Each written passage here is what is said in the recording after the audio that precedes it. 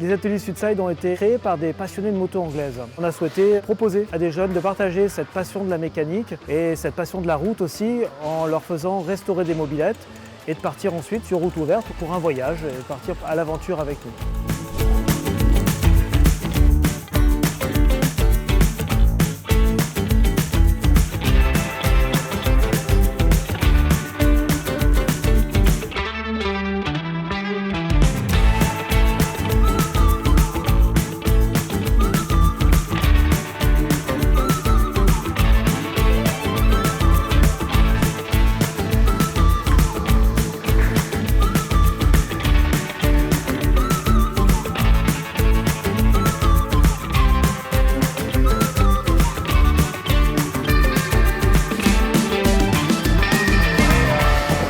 De 10 là, enlever le phare,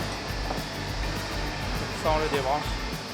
Chaque année, depuis 6 ans, on a essayé d'associer un artiste, un groupe de jeunes et des techniciens de Sudside, des passionnés de mobylettes, et d'arriver chaque fois à composer quelque chose d'un petit peu original pour trouver des destinations différentes, aller au Festival d'Avignon, aller dans un musée d'art contemporain, aller simplement à la mer, se balader, se remettre dans la peau d'ouvrier de la Ciotat en visitant le patrimoine ciotadin. Il y a un petit peu du DIY, apprendre à servir d'un tournevis, d'une clé, comment on fait un mélange huile-essence dans un moteur de temps. On va travailler sur la carte routière et quelle est la destination, comment on se repère sur un territoire. Et ensuite, la Fédération française des motards en colère va intervenir sur un atelier de prévention routière. Ça fait partie aussi du programme général, c'est créer de la mobilité pour permettre à ces jeunes d'aller se former, éventuellement changer de lycée s'ils ont des appétences pour une formation qui n'est pas dans leur lycée de proximité et peut-être même trouver du travail quand ils ont 18 ans.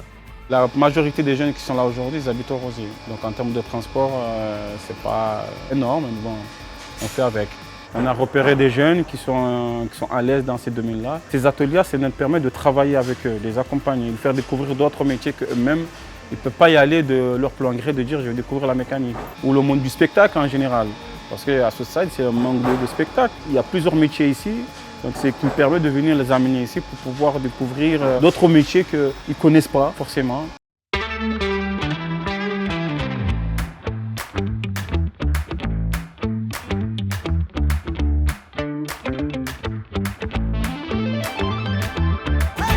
Ce qu'on appelle la bleue et la chaudron, c'était les deux mobylettes populaires des ouvriers à l'époque, dans ces années-là. Il y a un moteur, un piston, un cylindre, un carburateur à peu près pareil que sur les scooters d'aujourd'hui. Après c'est vrai qu'il y a beaucoup moins d'électronique, c'est quand même beaucoup plus basique.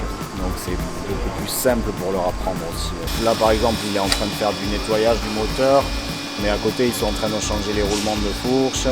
On va faire des réglages d'allumage, des changements de frein, toute la préparation des mobylettes pour qu'elles soient toutes prêtes pour la sortie de vendredi.